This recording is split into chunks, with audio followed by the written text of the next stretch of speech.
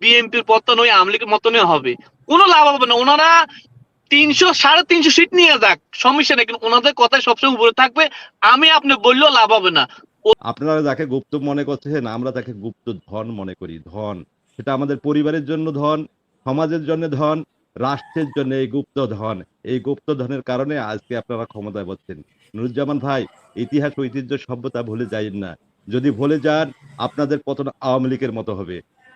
যে জুলাই গণ অভ্যুত্থানের পক্ষে জনগণ রায় দিল, বিএনপির এর পক্ষে কথা বললো, এখন কথা কথা বলে আমরা অক্ষর অক্ষর পালন করব।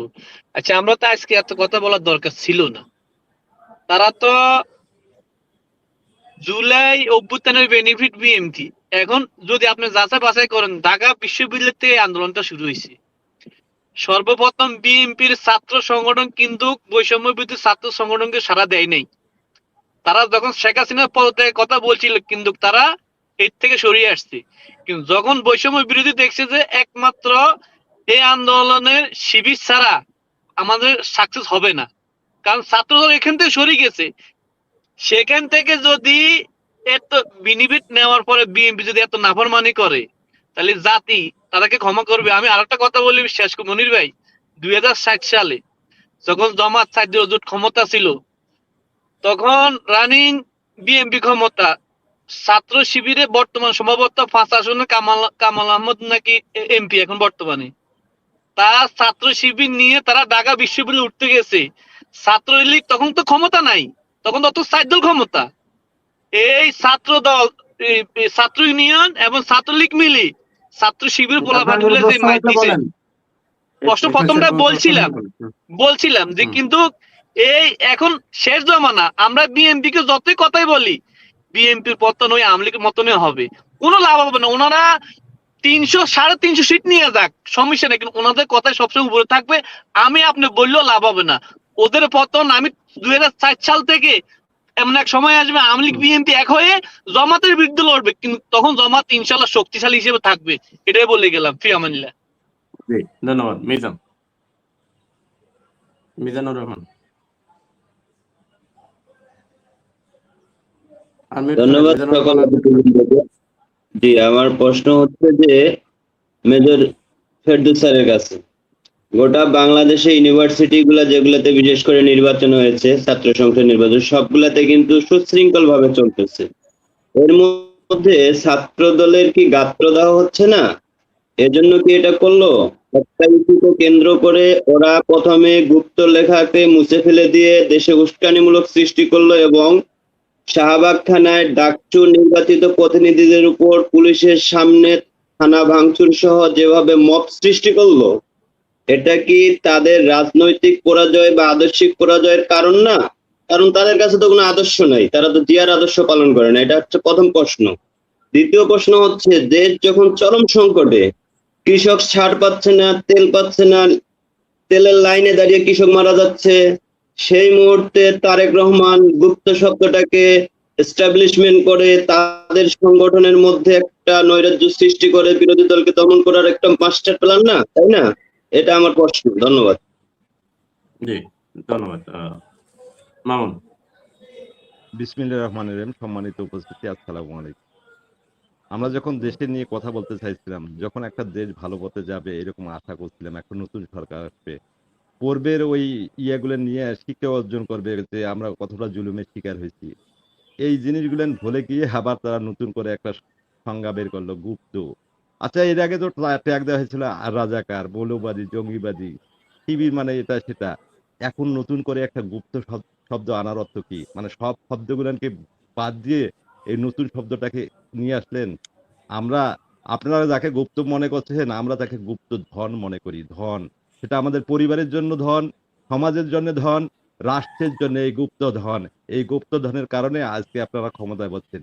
নুরুজ্জামান ভাই, ইতিহাস ঐতিহ্য সভ্যতা ভুলে যাইয়েন না। যদি ভুলে যান আপনাদের পতন আওয়ামী লীগের মতো হবে। কাজেই আপনাকে আমি একটা উপদেশমূলক কথা বলতে চাই। আজকে আদর্শিক দিক থেকে সবার উপরে ছাত্র শিবির, এই আদর্শ দিয়ে আদর্শকে মোকাবিলা করতে হবে। যদি মোকাবিলা করতে না পারেন আপনারা আওয়ামী লীগের মতো এরকম ভাবে পতন হবেন।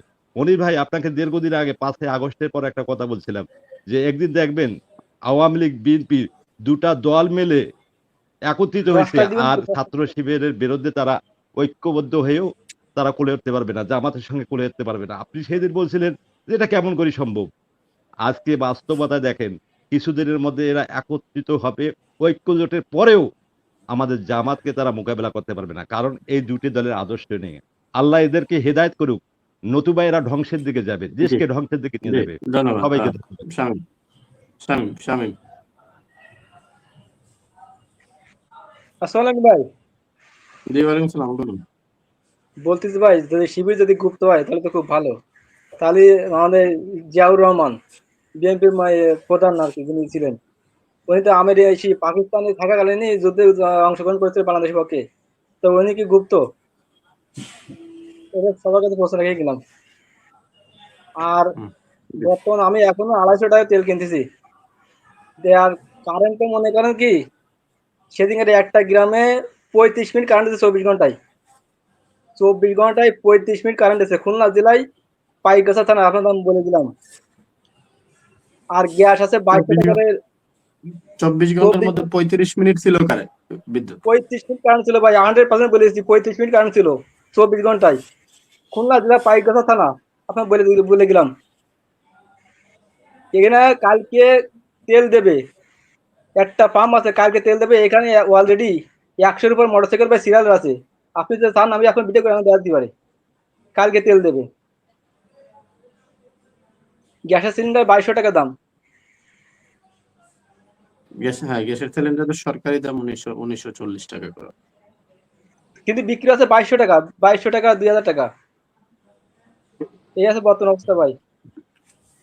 হুম, জি আচ্ছা ধন্যবাদ। আমি ইয়েস ইলিয়াস বলেন। জি আসসালামু আলাইকুম। মনির ভাই কেমন আছেন? আমার একটা প্রশ্ন ভাই, খালি এই যে মনোরণ গুপ্ত গুপ্ত করে, গুপ্ত তো মনোরণ দেশের মধ্যে আছে, প্রশাসনের লোক তো গুপ্ত, যারা মনোরণ এই যে গোয়েন্দা সংস্থা আছে ওনারা তো গুপ্ত থেকেই কাজ করে, ওনারা তো প্রকাশ্যে কাজ করে না। গেলে আর আমাদের স্বরাষ্ট্রমন্ত্রী উনি কইছে তেলের কোনো সংকট নাই, সব মিল কারখানা কি বন্ধ হয়ে গেছে, কোনো তেলের সংকট এরকম একটা চলছে। মানে 6 ঘন্টা ডিউটি করাইতেছে, যে জায়গায় জেনারেল ডিউটি বাংলাদেশে 8 ঘন্টা, ওই জায়গায় 6 ঘন্টা করাইতেছে, 5 ঘন্টা করাইতেছে। তুমি যদি চাই তো আমি তালিকা দিয়ে দিই, যাক খোলা পানি ফ্লোরের মধ্যে অফিসে মনে করেন লুডু খেলে মোবাইলে, কাম নাই, কারেন্ট নাই, কাম নাই, ওনার দ্বারা কিছু নেই, লুডু খেলে মোবাইলে, লুডু খেলে গেলে 2। আর ও যায় মনে করেন কিছু কিছু মনে করেন নতুন বক্তা আছে, সামনে মাইক ফেলে শরীরে জুস থাকা রাখতে পারে। আজকে হচ্ছে আমার সালুদ্দিন সব টুকুর মতন, দেখছেন এই শরীরে কেমন জোস হয়ে পড়ছে মাইক সামনে পায়া, এই জোস কিন্তু আবার প্রমাণে সুদেও দিতে পারে।